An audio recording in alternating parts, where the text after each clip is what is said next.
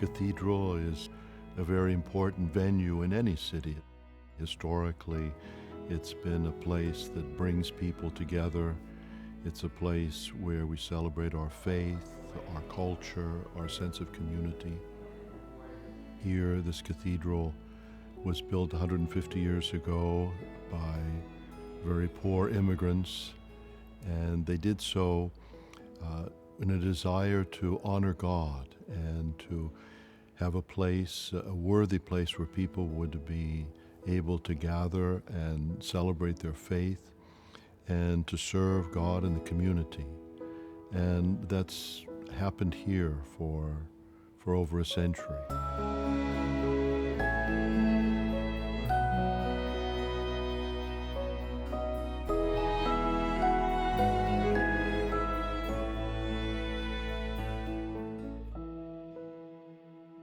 Ground for the cathedral was broken in 1866 in Boston's South End.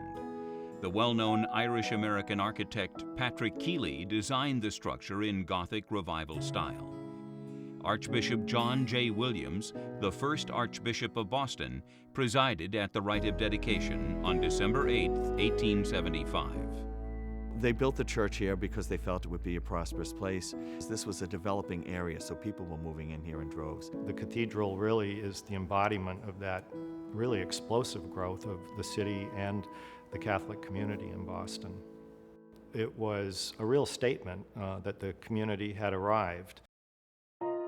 However, the new community in Boston's South End did not thrive for long.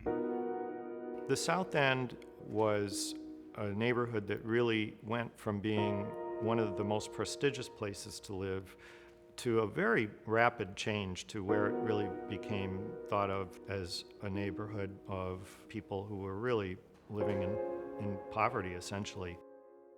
Washington Street in front of the Cathedral of the Holy Cross here changed very much at the turn of the 20th century when they built the elevated train. The Orange Line was built right in front of the cathedral. The community really sort of hit rock bottom in the 1960s and early 70s. Over time, age and decline have taken their toll on the cathedral as well.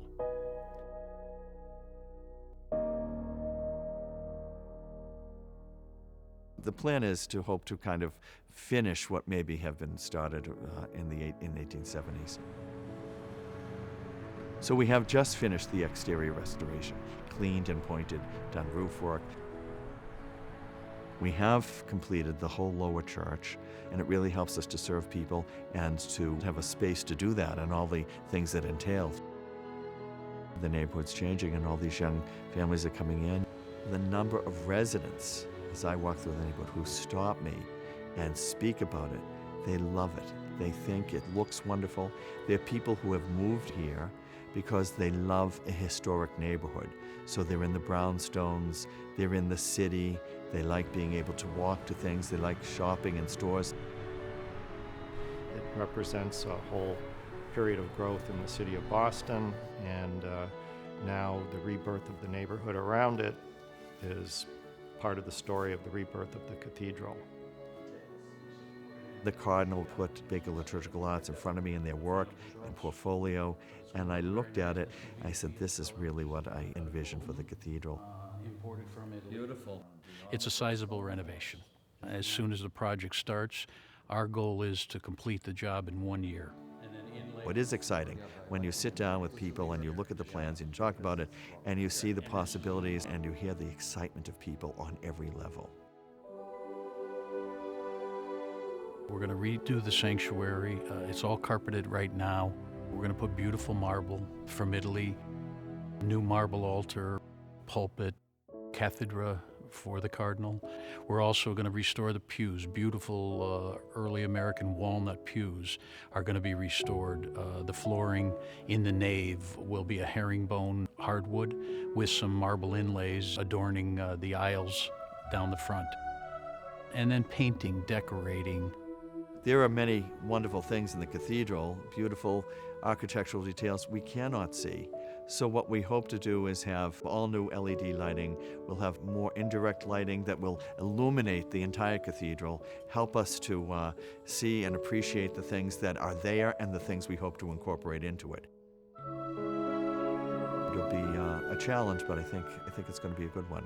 It's our spiritual home for everybody in the diocese and for others for its historical authenticity and place in the community.